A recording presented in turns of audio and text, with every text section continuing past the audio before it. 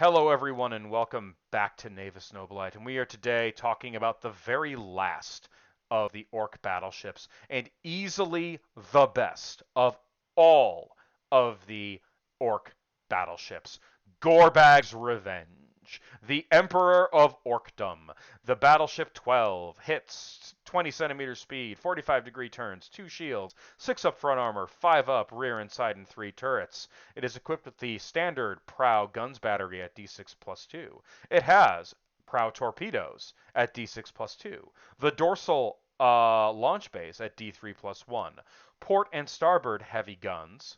Port and starboard guns. So at strength 6 and D6 plus 2 respectively. And port and starboard launch bays, giving this vessel up to a launch capacity 8 potential for fighter bombers and assault boats.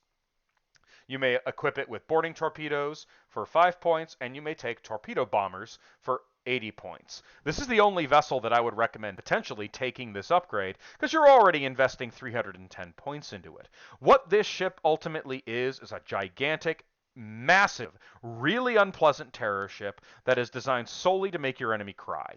Yes, it only has 2 shields. That can be mitigated with gubbins, but it is just going to dump incredible numbers of assault boats and fighter bombers onto the board, and if you're using even more terror ships, you are going to be filling the board with incredibly dangerous ordnance.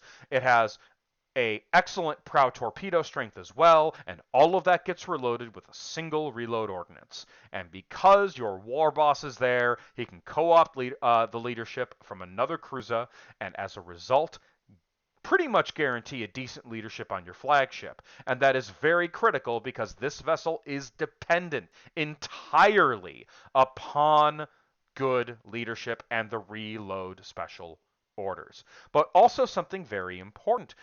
You are not sacrificing your heavy guns or guns to get this launch capacity. You're basically getting a free port and starboard weapon system out of this ship. It is excellently armed. You are, of course, paying for it. It is the most expensive of all of the Orc battleships. But I have seen more Gorbag's Revenge battleships than I have really seen any other, aside from the Hammer.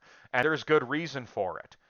The Gorbag's Revenge is a great ship. It's one of the best ships in the game, simply because of the amount of fighter bombers it can throw out of its bays.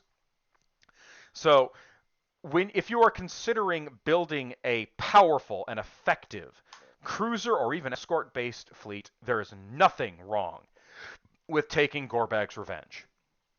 It is astoundingly effective at what it does, and it is one of the most lethal options you can take as a battleship. So that, admittedly you can only take one, but one's all you need, because take this thing, flank it with a couple of kill cruises and a couple of terror ships, and you've got yourself a really scary fleet for the enemy to deal with. So that's Gorbag's Revenge, the crown jewel of the Orc battleship fleet options. I'm going to be going over each individual Orc battle fleet fleet list in a moment here. It's going to be a little bit more complicated than the other fleets because they work very differently from one another, but I'll see you all again in that video. Have a good day.